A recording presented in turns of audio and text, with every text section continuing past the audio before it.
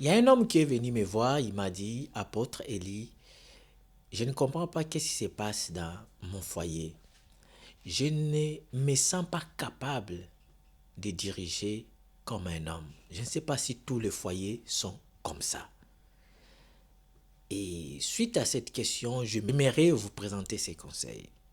Voici les 4 éléments qu'un homme doit avoir avant d'aller au mariage. 4 éléments. C'est très important à retenir. Le dernier élément va vous surprendre, mais c'est très important. Le premier élément, c'est d'apprendre, l'homme doit apprendre de vivre ensemble. Vivre d'ensemble. Alors, remarquez une chose. Nous le voyons souvent, on dit quand une femme veut aller au mariage, elle doit être préparée par ses parents. Je suis tout à fait d'accord et c'est mieux. Mais l'homme aussi doit être préparé par ses parents. Mais oui, c'est aussi un enfant qui a besoin d'être préparé. Alors, parmi ces préparations, aujourd'hui, je vous ai caractérisé 4 éléments. Et dans ces 4 éléments, donc, premier élément, je vous présente, j'ai dit, l'homme doit apprendre à vivre une vie d'ensemble. Une vie d'ensemble, c'est-à-dire quoi? Tu as passé ton temps de vivre tout seul, soit avec tes frères, tes sœurs. Tu as passé ton temps à vivre avec tes amis, peut-être de manière intermittente. Alors, ce n'est pas de manière continue. Avoir une femme, c'est embrasser un comportement d'une autre personne. Avoir une femme, épouser une femme, c'est de dire oui au changement. C'est de dire oui aux intempéries. Intempéries de toutes sortes.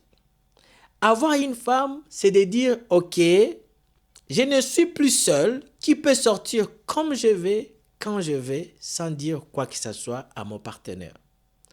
Ça, c'est des choses que tu dois savoir, toi qui veux aller te marier. Oui, le mariage, c'est bien. Il y a de bonnes choses et il y a aussi des surprises. Je n'aimerais pas dire que c'est de mauvaises choses, mais je dirais que ce sont des défis. Alors, suivez-moi très bien. Donc, vivre une vie d'ensemble. Tu vivras ensemble avec ta femme, nuit et jour. Et si tu n'as pas l'habitude de manger de brocoli toute ta vie, sache que dans le mariage, c'est ça malheureusement. Quand je dis brocoli, c'est pas dire qu'il est manger, non. C'est-à-dire que tu vivras la même femme toute ta vie. Tu seras avec elle toute ta vie et vous vivrez ensemble, collés, serrés. Deuxième élément, connaître sa partenaire. C'est-à-dire quand tu veux aller au mariage, tes parents doivent te dire, est-ce que tu connais cette femme? Souvent nous les entendons. Le parent pose cette question à leurs enfants. Est-ce que tu connais cet homme? Il pose ça à la fille. Et je dirais ici que les hommes aussi, on doit vous poser cette question. Pourquoi? Parce que tu dois connaître ta femme. Tu dois connaître ton partenaire. Elle est comment? Qu'est-ce qu'elle aime? Qu'est-ce qu'elle n'aime pas? Elle vient de quelle famille? Comment est sa famille? Comment se comporte-t-elle? Parce qu'il y a des gens où dans leur famille, ce sont des violents. Alors quand tu épouses une femme pareille, sens-toi qu'il y a quelque part, il y a un peu de semences, un peu des ingrédients, un peu de gènes de violence. Alors tu dois t'attendre aussi à vivre un peu de violence dans ton foyer. Ça, malheureusement, c'est la réalité. Parce que l'épreuve de temps finissent par révéler certains caractères donc on a cachés. Veux pas, ça va finir par se révéler. Connaître ton partenaire, c'est très important dans un mariage. Parce que il y a des hommes qui ne connaissent même pas leur femme. J'ai dit connaître ici sur tout le plan, même quand vous faites l'amour. Tu dois connaître qu'est-ce qu'elle aime. Tu dois aller la toucher là où elle n'aime pas, ça lui déconcentre. mais toi, tu aimes ça. Mais non, quand on fait l'amour avec un homme ou une femme, c'est-à-dire si tu es un homme, tu fais l'amour avec une femme. Si tu es une femme, tu le fais avec un homme. On ne le fait pas pour soi, on fait ça pour l'autre. Tu cherches à plaire à l'autre.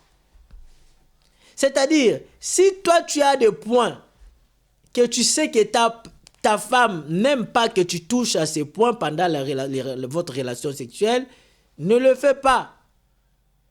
Touche au moins là où elles veulent. Or, pour savoir là où elles veulent, il faut la connaître.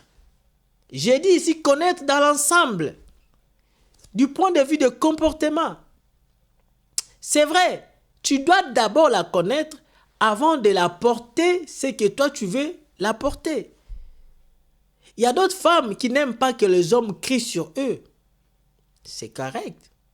Mais si toi tu es ce genre d'homme, c'est déjà bien de savoir, elle n'aime pas ça, toi tu aimes ça, tu la fais asseoir, tu lui dis en tout cas, moi, malheureusement, quand ça me monte en tête, parfois je ne me maîtrise pas, ça m'amène à crier.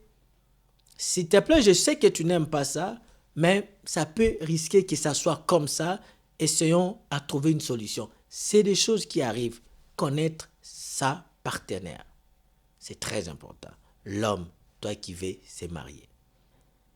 L'homme qui veut se marier doit être prêt à être un visionnaire, un leader.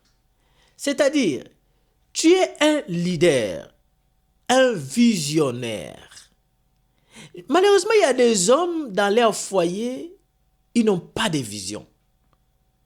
Tu n'as pas de vision parce que tu as grandi comme ça. Pour toi, c'est la femme qui te dirige, qui te conduit. Ce genre de couple, malheureusement, ça finit mal. Parce que la nature nous enseigne. La nature, c'est une Bible. La nature, c'est un livre. La nature, c'est un enseignant. Il nous enseigne. Alors, remarquez, bien aimé dans Adonai, donc la femme, l'homme doit savoir que là, je me marie, je dois être visionnaire.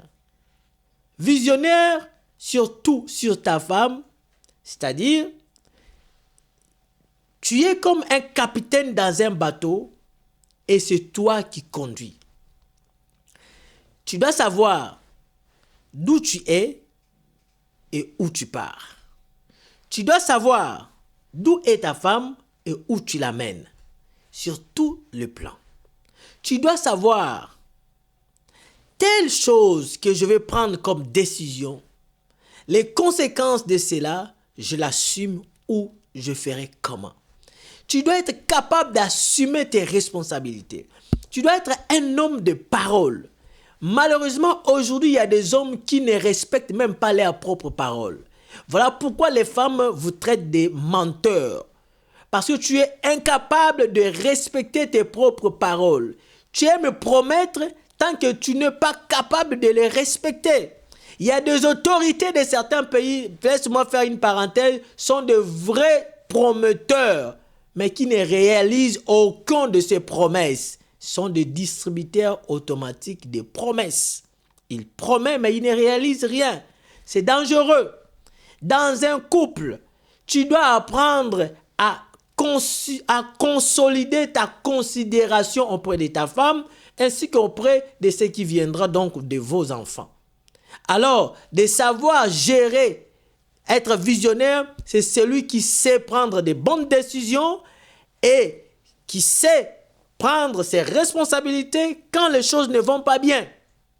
Ce n'est pas celle ou celui, dont on parle de l'homme, ce n'est pas celui qui se décharge face à chaque résistance, qui change d'avis, qui ment même par rapport, parce que la chose qu'il a dit, c'était pas correct, ou bien ça s'est mal tourné. Non, assume, c'est ça un homme. Avoir un cœur d'un homme, avoir des principes. Oui, les femmes aiment ça, mais vous savez, hein, des femmes aiment des hommes de principe. Vous savez? Oui, mais elles ne le disent pas. Elles ne le disent pas. Elle va te dire, non, non, non, moi les hommes compliqués, je n'aime pas. Les hommes compliqués. Oui, elle dit ça parce que elle aimerait avoir un homme qu'elle va gérer. C'est ça ce qu'elle veut. Mais au fond d'elle, elle sait qu'un bon mari, c'est celui qui me gère et non c'est celui qui me gère et non celui que moi je gère. Elles le savent. Voyez-vous, elles le savent. Et remarquez, une bonne femme, elle n'aimerait pas avoir un homme qui est tout le temps dit oui, oui, oui, oui, et qui lui laisse lui diriger et gérer le foyer. Non. Elle aime avoir un homme qui est un visionnaire, qui est un dirigeant qui dirige. Donc, et c'est là ce qui nous amène à notre quatrième point, qui est, tu dois savoir que quand tu vas te marier, il y a là ce qu'on appelle les enfants. Prêt à avoir des enfants. Ah oui. Dans un couple, quand vous vous êtes mariés, selon la parole, il est écrit, c'est Elohim nous a créés, il a dit, soyez féconds, multipliez-vous. Et dans un couple, monsieur, tu veux te marier, apprends-toi, sache que tu auras des enfants. Et que veut dire avoir les enfants? C'est avoir des charges supplémentaires. Ta femme est une charge, et dès que tu as des enfants, l'enfant aussi devient une charge sur toi. Oui, la femme est ta charge, comme aussi l'homme est la charge de la femme. Ah mais oui, on s'assume, et vous devez vous assumer. Chacun porte sa charge. Et quand les enfants arrivent, ils sont vos charges. Et tu dois être prêt à cela. Prêt que les enfants crient du jour au lendemain, chaque nuit. Eh oui, tu dois te préparer. Il ne faut pas prendre les enfants, les secouer et les enfants auront le syndrome de bébé secoué. Non. Prépare-toi. Ça pleure. Ça chie. Ça fait tout. Ça vomit. Ça fait tout. Et tu dois te préparer à ça. Ok? Tu dois te préparer, cher monsieur. Tu veux te marier? Sache que c'est des choses qui arrivent. Prépare-toi à gérer les enfants. Non, honnêtement, tu dois laisser ta progéniture sur terre. S'il vous plaît, ne vous mariez pas avec l'idée, non, on ne veut pas avoir des enfants. Non, pourquoi? On a besoin de te voir quand tu ne seras pas là. On veut te voir au moins à travers tes enfants. C'est très important. Hein? Bye.